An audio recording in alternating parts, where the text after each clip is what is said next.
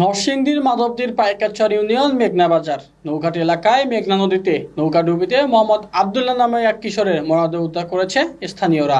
এই ঘটনায় এখনও নিখোঁজ রয়েছে ওই কিশোরের বোন জান্নাতুল ফেরদৌস। বিস্তারিত জানাচ্ছে নরসিংদী থেকে আমাদের সহকর্মী আলামিন হুসাইন।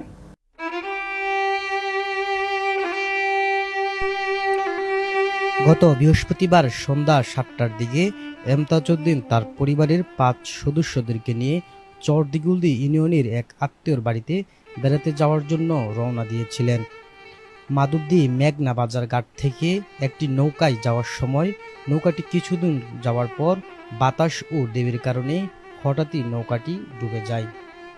এই ঘটনা স্থানীয়রা ঘাট থেকে দেখতে পেয়ে তারা গিয়ে মাঝিসহ ৪ জনকে উদ্ধার করে, কিন্তু ২ জন নিখোঁজ হয়। শুক্রবার সকাল ৯:৩০টার দিকে পাইকারচর ইউনিয়নের মেঘনা বাজারের পার্শ্ববর্তী দক্ষিণ চর বাসানিয়া বেড়িবাঁধের কাছে একজনের লাশ দেখতে পায় স্থানীয়রা। উদ্ধারের পর পরিবারের লোকজন লাশটিকে নিখোঁজ আবদুল্লাহর লাশ বলে শনাক্ত করেন। বাঁচাও তখন আমরা নৌকা লয়ে গিয়া আমরা ৪টা মানুষ উদ্ধার করছি। আর যেটা জান্নাতি আর আবদুল্লাহ স্যার আমরা পাই নাই, তো পাই নাই পর্দা রাত্র আমরা ঘুমা লইছি, হুইয়া টুইয়া লইছি।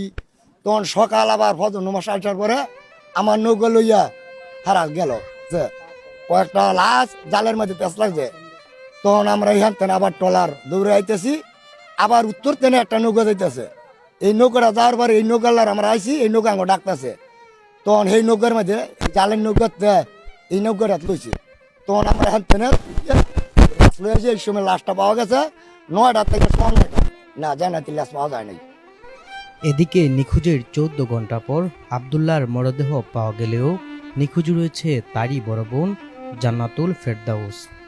তাকে উদ্ধারে মেঘনা নদীতে খোঁজাখুঁজি করছেন এলাকাবাসী ও স্বজনরা। তবে ২ সন্তানকে হারিয়ে দিশেহারা হয়ে পড়েছেন বাবা মা। খোঁজাখুঁজি করে আমরাই পাইছি, কোনো মানুষের হাতে পড়ে না। আমরাই খুঁজতে গিয়ে গোপালদির কাছাকাছি গিয়ে পাইছি আর কি। লাশটা ঢেউতে চলে গেছে। মেয়ের এখন পর্যন্ত পাওয়া যায় নাই, অর্থাৎ বোনের বড় বোন পাওয়া যায় নাই, এখনো খুঁজতেছে। আমার অবস্থা নার্ভাসই, যেরকম বুঝেন আর কি। আমার তারা আছে, এনেই আছে। মা ছিল হাসপাতালে, এখন আনা হয়েছে। সুস্থ আছে ঠিকই, কিন্তু সেন্স হয়ে যায়। এই সুস্থ, এই সেন্স এখনো। জানি না এই সন্তান হারা পিতামাতা কিভাবে তাদের এই শোক কাটিয়ে উঠবে। নরসিংদী থেকে আলামিন হোসেন সোহান,